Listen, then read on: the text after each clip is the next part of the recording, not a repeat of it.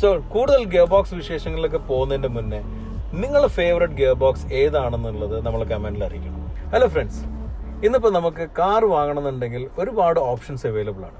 ഒരു കാലഘട്ടത്തിൽ നമുക്ക് ഓപ്ഷൻ കുറവായിരുന്നു. പിന്നെ ഓപ്ഷൻസ് വന്നു കഴിഞ്ഞപ്പം ഓപ്ഷൻ ഉണ്ടായിരുന്നത് ഡീസലും പെട്രോളും തമ്മിലുള്ള ഓപ്ഷൻസ് ആയിരുന്നു.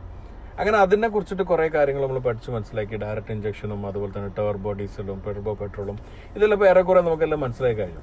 ഇപ്പം നമുക്ക് കൺഫ്യൂഷൻസ് ഉണ്ടാകുന്നത് ഗിയർ ബോക്സിൻ്റെ പേരുകൾ കേട്ടിട്ടാണ്. Manual transmission, automatic transmission, AMT, CVT, DCT, ഇപ്പോൾ അതാ പുതിയതായിട്ട് IMT കൂടെ വന്നിരിക്കുന്നു. സോ ഈ ഗിയർ ബോക്സുകളെല്ലാം എന്താണ്, എന്തൊക്കെയാണ് ഇതിൻ്റെ ഡിഫറൻസ് എന്നുള്ളതാണ് ഞാൻ ഇന്ന് ഇവിടെ കൊണ്ടുവന്നിട്ടുള്ളത്. ഞാൻ ഇപ്പോൾ ഇരിക്കുന്നത് ഈ ടെർമിനോളജിയിൽ ഏറ്റവും ലേറ്റസ്റ്റ് ആയി നമ്മൾ കേൾക്കുന്ന IMT, ഇൻ്റലിജൻറ്റ് മാനുവൽ ട്രാൻസ്മിഷൻ എന്ന് പറയുന്ന ഹ്യുണ്ടായ് വെന്യൂയുടെ ഗിയർ ബോക്സ് ആണ്. സോ ഹ്യുണ്ടായ് വെന്യൂയിൽ ഇരുന്നിട്ടാണ് ഞാനിപ്പോൾ സംസാരിക്കുന്നത്. സോ ഇന്നത്തെ എപ്പിസോഡ് തന്നെ ഗിയർ ബോക്സുകളെ കുറിച്ചിട്ടാണ്. സോ നമുക്ക് നോക്കാം എന്തൊക്കെ ടൈപ്പ് ഗിയർ ബോക്സുകളാണ് ഇപ്പം അവൈലബിൾ ആയിട്ടുള്ളത്. ഇനി അടുത്ത ഗിയർ ബോക്സുകളെ കുറിച്ച് പറയുന്നതിന് മുമ്പ് നമ്മുടെ ഈ ചാനൽ ഇതുവരെ സബ്സ്ക്രൈബ് ചെയ്തില്ലെങ്കിൽ നിങ്ങൾ സബ്സ്ക്രൈബ് ചെയ്യാൻ മറക്കരുത്. മാക്സിമം നിങ്ങളുടെ ഫ്രണ്ട്സുകൾക്കും മറ്റുള്ള ഷെയർ ചെയ്യുകയും ചെയ്യുക. കൂടുതൽ സബ്സ്ക്രിപ്ഷൻ കിട്ടുന്നത് നമുക്ക് കൂടുതൽ ഉത്തേജകം നൽകുന്ന കാര്യമാണ്. അതുകൊണ്ട് പ്ലീസ് ഡു സബ്സ്ക്രൈബ്. സോ ഇന്നിപ്പോൾ ഞാൻ ഇരിക്കുന്ന ഈ IMT എന്ന് പറയുന്ന ലേറ്റസ്റ്റ് ഗിയർ ബോക്സ് ഉള്ള ഹ്യുണ്ടായ് വെന്യൂലാണ്. ഹ്യുണ്ടായ് വെന്യൂൻ്റെ 1 ലിറ്റർ ടർബോയിലാണ് ഇത് വന്നിരിക്കുന്നത്.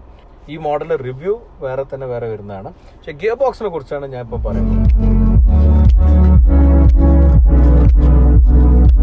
ഇൻ്റലിജൻറ്റ് മാനുവൽ ട്രാൻസ്മിഷൻ എന്ന IMTയിൽ വരുന്നതും AMT ഗിയർ ബോക്സിൻ്റെ പ്രവർത്തന രീതി തന്നെയാണ്. എന്നാൽ ചെറിയൊരു വ്യത്യാസമുള്ള മാനുവലി ഓപ്പറേറ്റ് ചെയ്യാവുന്ന ഗിയർ ലിവർ നൽകി എന്നുള്ളതാണ്. ഇതിൽ ഗിയർ ലിവർ ഒരു 10% നീങ്ങുമ്പോഴേക്ക് അതിലുള്ള സെൻസർ ഗിയർ ബോക്സിലേക്ക് കമ്മ്യൂണിക്കേറ്റ് ചെയ്ത് ക്ലച്ച് എൻഗേജ് ചെയ്യുന്ന രീതിയാണ് IMTയിലുള്ളത്. സാധാരണ AMT ഗിയർ ബോക്സിൽ ഗിയർ മാറുന്ന ഓട്ടോമാറ്റിക്കലി നടക്കുന്ന സമയത്ത് ഇവിടെ ഗിയർ നമ്മൾ മാനുവലി ചേഞ്ച് ചെയ്യുന്നുള്ള വ്യത്യാസമാണ് കാര്യമായിട്ടുള്ളത്. IMT ഗിയർ ബോക്സ് അവതരിപ്പിക്കുന്നത് കോസ്റ്റ് എഫക്റ്റീവ് ആവാൻ വേണ്ടിയാണ്. ഗിയർ ചേഞ്ചിങ്ങിനുള്ള മെക്കാനിസം കൂടി ഓട്ടോമാറ്റിക്കലി വന്നു കഴിഞ്ഞാൽ AMT പോലെ തന്നെ വില കൂടിയിട്ടായിരിക്കും IMT ഗിയർ ബോക്സും വരിക. അതുകൊണ്ട് തന്നെ ഇന്നിപ്പോൾ അവതരിപ്പിക്കപ്പെട്ടുള്ള വെന്യൂ IMT സാധാരണ മാനുവൽ ഗിയർ ബോക്സിൽ നിന്ന് ഏകദേശം 20,000 രൂപയുടെ വില വ്യത്യാസം മാത്രമേ വരുന്നുള്ളൂ. IMT ഗിയർ ബോക്സിൽ ഓരോ തവണ നമ്മൾ ഗിയർ ലിവറിൽ കൈ വെക്കുമ്പോഴും ക്ലച്ച് എൻഗേജ് ആവുകയാണ് ചെയ്യുന്നത്. ഈ IMT ഗിയർ ബോക്സിൽ 1-2 ഗിയറുകൾ മാത്രമേ സ്റ്റാൻഡ് സ്റ്റിൽ നിന്ന് വണ്ടി എടുക്കാൻ സാധിക്കുകയുള്ളൂ. അതുപോലെ തന്നെ നിശ്ചിതമായൊരു വേഗത കുറഞ്ഞു കഴിഞ്ഞാൽ 3rd മുതലുള്ള മറ്റുള്ള ഗിയറുകൾ ഡിസ് എൻഗേജ് ആവുന്ന രീതിയും IMTക്കുണ്ട്. ഇത്തരത്തിൽ ഗിയറുകൾ ഡിസ് എൻഗേജ് ആയാൽ ബീപ്പോ അഥവാ വാണിങ്ങോടുകളുടെ ശബ്ദം കാറിലുണ്ടാവും. ആ സമയം നമ്മൾ ഗിയർ ഡൗൺ ഷിഫ്റ്റ് ചെയ്യേണ്ടതാണ്.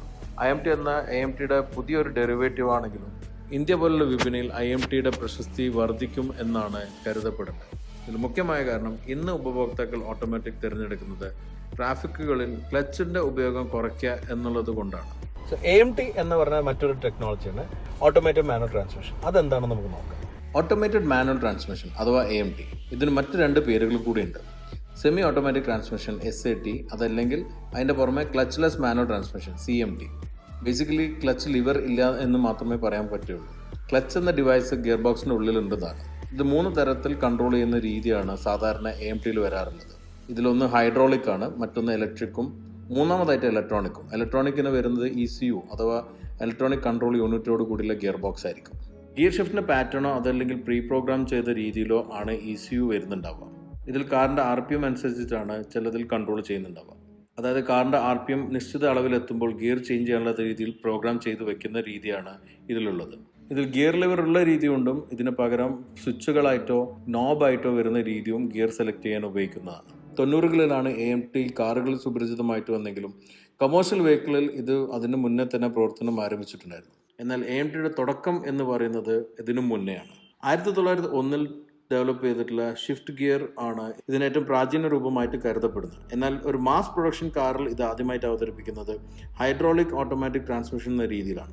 GM അഥവാ ജനറൽ മോട്ടോഴ്സിന്റെ ഹൈഡ്രാമാറ്റിക് എന്ന പേരിലായിരുന്നു ഇത് അറിയപ്പെട്ടിരുന്നത്. ഇത് അന്നത്തെ പല മോഡൽ കാറുകളും അവതരിപ്പിക്കപ്പെട്ടിട്ടുണ്ടായിരുന്നു. ഓൾസ് മൊബൈൽ, ഡ്യൂക്ക് എന്നീ മോഡലിൽ GMഉം ക്രൈസ്ലർ വെമാറ്റിക് എന്ന പേരിലുമാണ് ഈ ഗിയർ ബോക്സ് ഉപയോഗിച്ചുകൊണ്ടിരുന്നത്. 50 കാലഘട്ടത്തിൽ ഫോർഡ് ആഞ്ചലയിലും ഈ ഗിയർ ബോക്സ് ടെക്നോളജി ഉപയോഗിച്ച് വന്നിട്ടുണ്ടായിരുന്നു. 55 കാലഘട്ടത്തിൽ സിട്രോൺ DS മോഡലും ഇതിന്റെ ഹൈഡ്രോളിക് പതിപ്പ് ഉപയോഗിച്ച് വന്നിരുന്നു. വ്യത്യസ്തമായ പേരിൽ അറിയപ്പെട്ടിരുന്ന ഹൈഡ്രോളിക് ട്രാൻസ്മിഷനായിരുന്നു ഇതിലുണ്ടായിരുന്നു. പ്ലിമത്തിൽ ഹൈ ഡ്രൈവ്, റിനോളിൽ ഫെർലെക്, മെഴ്സിഡീസ് ബെൻസിൽ ഹൈഡ്രാക്ക്, സിട്രോണിൽ ട്രാഫിക് ക്ലച്ച് എന്നീ പേരുകളാണ് സുപരിചിതമായിട്ടുണ്ടായിരുന്നത്. ഇതെല്ലാം തന്നെ 1950 കാലഘട്ടത്തിലുണ്ടായിരുന്ന പേരുകളാണ്. മോട്ടോർ സൈക്കിളിലും കമേഴ്ഷ്യൽ വെഹിക്കിളും ഈ സംവിധാനങ്ങൾ ഉപയോഗിച്ച് വന്നിട്ടുണ്ടായിരുന്നു. എന്നാൽ ഇതിന്റെ പ്രശസ്തി കൂടി വന്നത് ഫോർമുല 1 ഉപയോഗിച്ച് തുടങ്ങിയപ്പോഴാണ്. 1989 ഫെറാറിയുടെ 640 മോഡലിലായിരുന്നു ഇലക്ട്രോ ഹൈഡ്രോളിക് ആക്യുവേറ്റർ എന്ന പേരിൽ ഈ സംവിധാനം ഉപയോഗിച്ച് വന്നത്.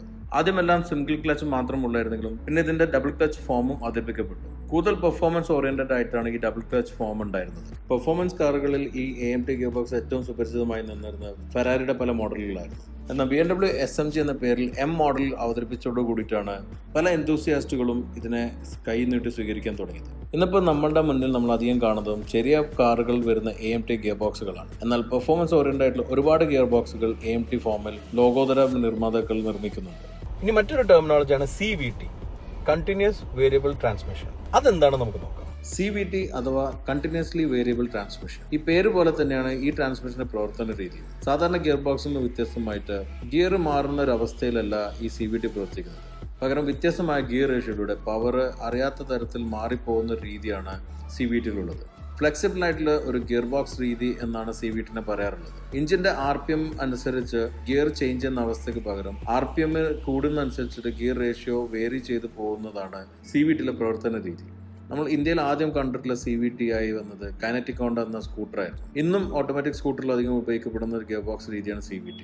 ഇതിൽ കാറിലും ചില കമേഴ്ഷ്യൽ വെഹിക്കിളിലും ഈ CVT രീതി ഉപയോഗിച്ച് വരുന്നുണ്ട്. 2 റൊട്ടേറ്റിംഗ് പുള്ളികളാണ് CVT ഗിയർ ബോക്സിലുള്ളത്. വ്യത്യസ്തമായിട്ടുള്ള CVT ഗിയർ ബോക്സുകൾ ഇന്ന് അവൈലബിൾ ആണ്. നമ്മൾ ഇന്ത്യയിൽ ഏറ്റവും കണ്ടുവന്നിട്ടുള്ള CVT ഗിയർ ബോക്സ് എന്ന ചെറിയ ഹാച്ച് ബാക്ക് കാറുകളാണെങ്കിൽ TripTronic എന്ന ഓഡിയുടെ ഗിയർ ബോക്സ് രീതിയും CVTയിലാണ് പ്രവർത്തിച്ചു വരുന്നത്. ഇനി നമ്മൾ എന്തൂസിയാസ്റ്റുകൾക്കെല്ലാം ഏറ്റവും ഇഷ്ടമുള്ള ഒരു ഗിയർ ബോക്സ് എന്ന് പറയുന്നത് DCT, DSG എന്നെല്ലാം പറയുന്ന ഡബിൾ ക്ലച്ച് ട്രാൻസ്മിഷനാണ്. ഡബിൾ ക്ലച്ച് പണ്ട് ഉണ്ടായിരുന്നത് മാനുവൽ ഗിയർ ബോക്സുകൾക്കായിരുന്നു. പണ്ടത്തെ നമ്മുടെ അശോക് ലാലിൻ്റെ ലോറിയിലെല്ലാം ഡ്രൈവർമാർ 2 തവണ ക്ലച്ച് ചവിട്ടിയിട്ട് മാറുന്നതെല്ലാം നമുക്ക് കണ്ടവർക്ക് ഓർമ്മ ഉണ്ടാവും. ഞാൻ അങ്ങനത്തെ ട്രക്കിൽ ഓടിച്ചിട്ടുണ്ട്. അപ്പോൾ അത് പണ്ട് manually double clutch gear box ഉണ്ട്. ഇന്ന് സിങ്ക്രണൈസ് ചെയ്തിട്ടുള്ള സിംഗിൾ ക്ലച്ച് ഗിയർ ബോക്സിലാണ് വലിയ വണ്ടികളെല്ലാം വരാറുള്ളത് മാനുവൽ ആണെങ്കിൽ.